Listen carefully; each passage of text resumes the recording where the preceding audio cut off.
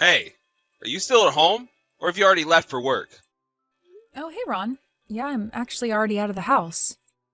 What the heck? You mean you left the house and you didn't even tell me about it? You should have woken me up before you left for the day. But I did wake up. Before I left the house, I went into our room and woke you up. Well, you clearly didn't do it the right way, did you?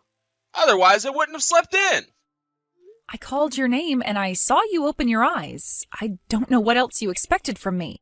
I mean, at the end of the day, you should be able to get out of the bed all on your own. Don't get mad at me because you get yourself to work late because you don't know how to wake up properly. What are you talking about?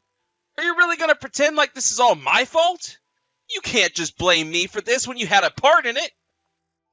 You should have just made sure that I actually got out of bed before you left for work. Sorry, don't you have some kind of party that you're supposed to be going to tomorrow? Shouldn't you be getting ready for that instead of complaining to me about all of this? Oh, you're talking about the anniversary party of one of our clients' companies? Yeah, I forgot all about that. Well, it sounds to me like you're basically expected to go by your bosses, right? I think you might still be able to make it on time if you move quickly. So I would quit trying to pick a fight with me and just go and get ready for your job. Fine. I'll go and get ready for this dumb party. So you have any idea where my navy blue suit is? I can't just wear the usual outfit for work. We're all supposed to come dressed in something nice for this party. I was thinking of wearing that blue suit to it. Yeah, I think that would look really nice on you, Ron. Your suit should be hanging in the closet. I don't think that I've even taken it out of the dry cleaning bag, so it should be in there. Great. Thank you, Beth. Now, I just need to figure out which necktie would look the best on me. I don't know. I don't want to go too over the top and look like I'm going to a wedding or anything.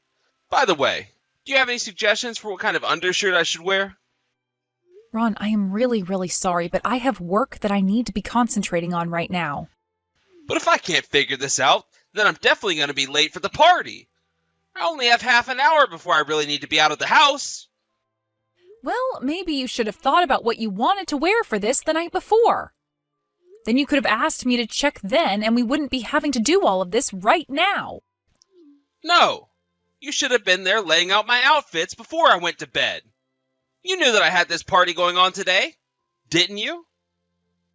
So why didn't you try and plan ahead for me for it? What's the matter with you? I'm so sorry for assuming that you'd figure out how to pick out an outfit for yourself. Do you really need me to pick out your clothes for you? Can you really not even handle that? I just don't know what looks good with what. Come on, this client is really important. Are you trying to make me embarrass myself there? Just give me a hand and help me pick out what to wear, please? Okay, fine. Do you remember that necktie that you got from your parents last year? I think you should wear that. As for the undershirt, you're probably just fine going with standard white.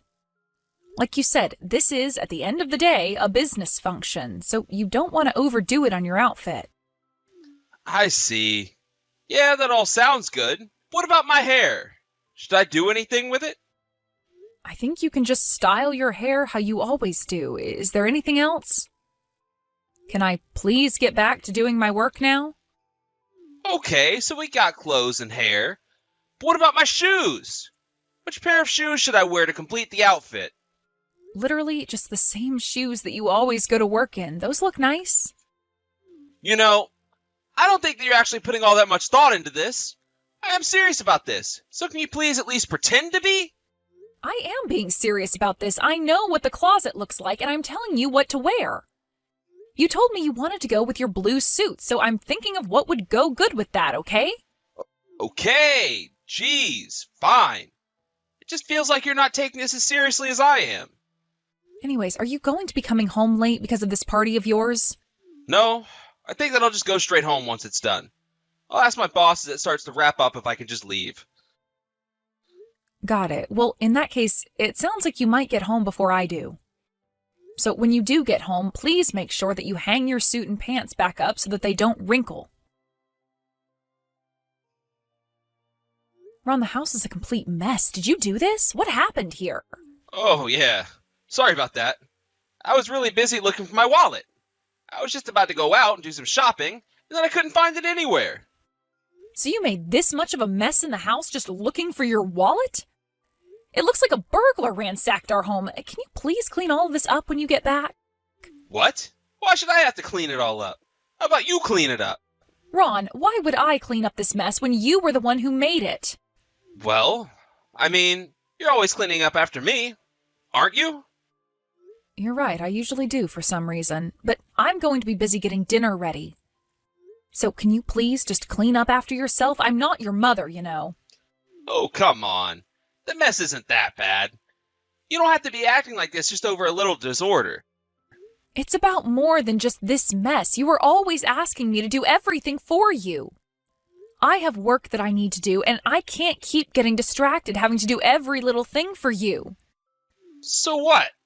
You'd rather I call you any time that I need you to do something for me? Is that it? That is not what I said at all. In fact, you bother me enough during the day with all of these little texts. Anytime you want to know something, you always have to come to me first. But, you know, if you wanted to be able to find your things faster, then you should just keep the house clean in the first place. Then maybe you wouldn't be losing so many of your things all the time. Have you thought of that? Now you listen here. I'll have you know that I know exactly where all the important stuff is for me. It's not like I'm making mess with anything valuable. Ron, how can you honestly be trying to say that to me? Do you have any idea just how many times you've lost your keys this year?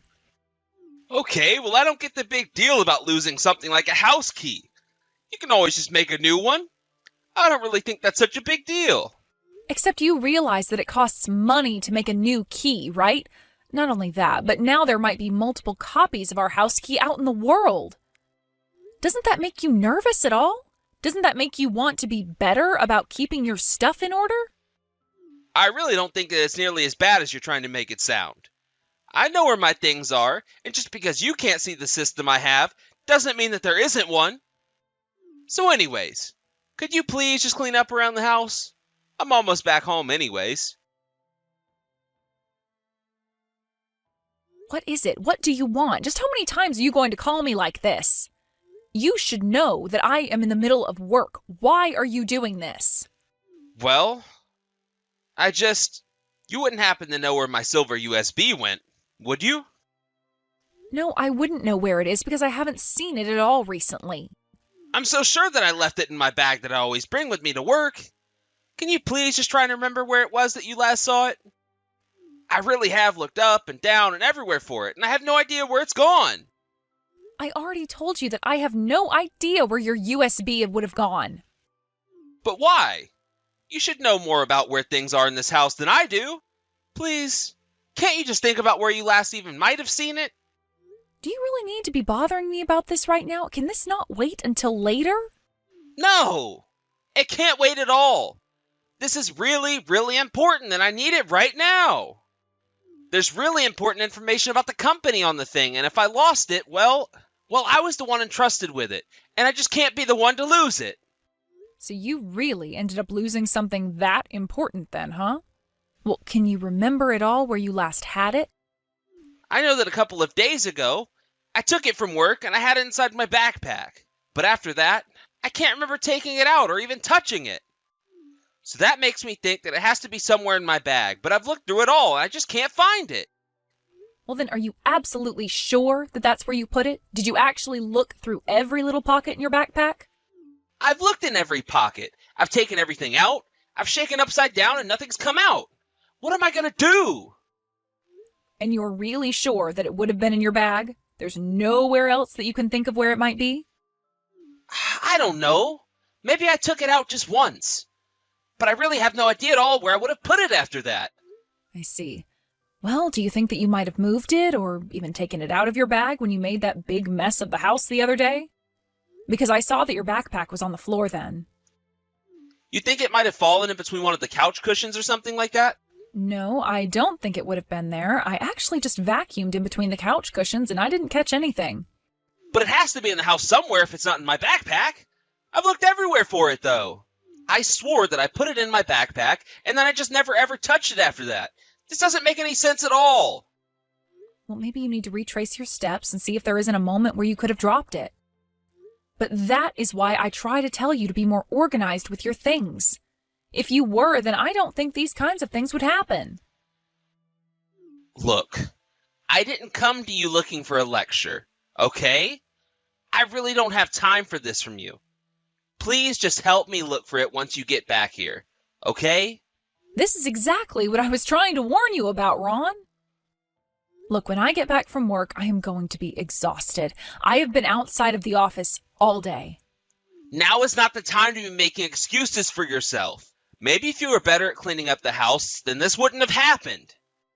You moved my USB, and now you won't even tell me where. This is all your fault. Oh, come on, Ron. You can't actually think that this is my fault, right? It's not my job to keep track of your things. But what if you just accidentally threw it away without even realizing what it was, huh? I mean, don't you think there's a chance that you could have moved it? I was the one who told you to come home and clean up the mess you had made. You were the one that insisted to me that there was nothing of value on the floor. But, I mean, that was only because I thought that everything important was in my backpack already. Besides, I asked you to clean it, so you must have touched it. I really don't think that I have anything to do with this at all, but if you must know, I don't remember seeing a USB at all while I was cleaning up after you. Well then please, you have to come home right now and help me look for it. This is really, really serious. I'm sorry, but you lost this thing and it's your responsibility to find it. Don't get mad at me for something that you did. But I didn't even do anything to begin with. This is all your fault. And now I'm going to be punished by my work because of something that you did. If anything happens to me because of this, just know that you're going to pay. And why is it that I should have to take responsibility for something that you lost, huh? I'm sorry, but I am not going to play along this time. This is your problem, so you need to learn how to deal with it. You have really done it now. I got into so much trouble at work because of your little stunt. And just what stunt did I happen to pull? I'm talking about the USB, of course. But it's not just that. Because you didn't help me look for it, I've been worrying about it so much that I made several mistakes at work today. You should have been taking care of my stuff better. Why would you do this to me? I didn't do anything to you at all. You're the one who made the mistake, and now you're trying to blame it on me. But it's not my fault. You were the one who made the mess and then insisted that I clean it up. You really are trash. Do you know that? Excuse me? What did you just say? Who do you think you are trying to talk to me like that, huh? You need to take responsibility for what you've done. You've lost the USB that is full of valuable data from my clients. Do you have any idea how much trouble I'll get in if my bosses learn that I've lost this? Oh, I would guess that they already know. After all, you said that you were the one tasked with holding on to it, right? Wait, what? What do you mean? What did you do? She didn't do anything that you hadn't already done to yourself through this. We thought that you were ready to be trusted carrying around important data like that, but you were clearly far from ready. Why did you even take something as important as that home to begin with? Wait a second. How did you know all that? The only person who would know that would be Mr. Howard? That's right, Ron. It's me, your boss. And I have to say that I'm very disappointed in you. But I don't understand. Why are you texting me from my wife's number? What's going on here? You have got some nerve trying to blame your wife for all of this mess. Do you really need your wife to do every little thing for you? Here I thought that you could actually be trusted with some responsibility. No. Wait, there's been some kind of mistake here. Oh yes, there has been a huge mistake. And that mistake was ever trusting you with such vital information in the first place. But I still don't get what's going on here. Why are you texting me from Beth's number? Is that really what you're shocked about? We're together in the same room in the office, if you must know. She actually came by here to drop off the USB that she told me that you had lost. Wait a second. So she had it this whole time and didn't tell me? Apparently, you had dropped it in the subway stop you always take, and it was returned to the front desk.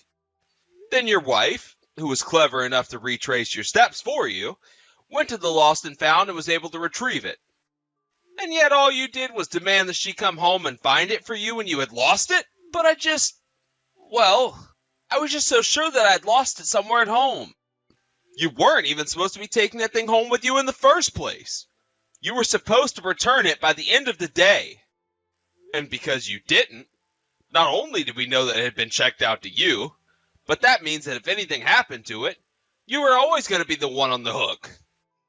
You know, if your wife hadn't brought this here to the office, we could have sued you. But it's all okay now because she found it. Isn't that right? Oh no. You are not going to be getting away with this without being punished.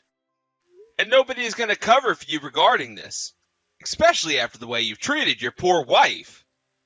It's clear that you have no real sense of responsibility, and I think the only way of teaching you how is to show you that your actions have consequences. Please, this won't ever happen again. You don't have to punish me. I've already learned my lesson. I swear. I'm sorry, but my mind is made up. We're going to have a long talk the next time that you come into the office. But just know that if you somehow manage to walk out of that meeting and you still have your job, you have Beth to thank. After that, a serious meeting was scheduled at Ron's work to decide how to deal with him. One side wanted to demote him, while the other were of the mind that he should be fired. In the end, he was demoted and had his pay reduced. I heard that he was given the office in the boiler room where nobody else works. But I'm sure that the shock about his job didn't affect Ron nearly as much as my decision to end our marriage. I told him that I wasn't going to spend another day with a man who not only couldn't take care of himself, but then blamed others when his incompetence created trouble. The divorce went smoothly, though I heard through the grapevine that after working down in the boiler room for so long, that Ron became depressed and decided to quit his job. I have no idea what he's been doing since then. But all I know is that now that Ron isn't constantly messaging me over every little thing, I feel like I can finally concentrate on my work. In fact, I was able to get so much work done that in a couple of months, I learned that I was being promoted. In some ways, maybe I should be grateful to Ron. After all, I feel like he showed me how to patiently deal with even the most useless of employees to manage. Since then, I actually have become the manager of my own team in my office. Thankfully, I feel like I was prepared to guide my staff through any questions or challenges that they might have had. Thankfully, my whole team was very responsible and was able to start working on their own once they understood what their jobs were.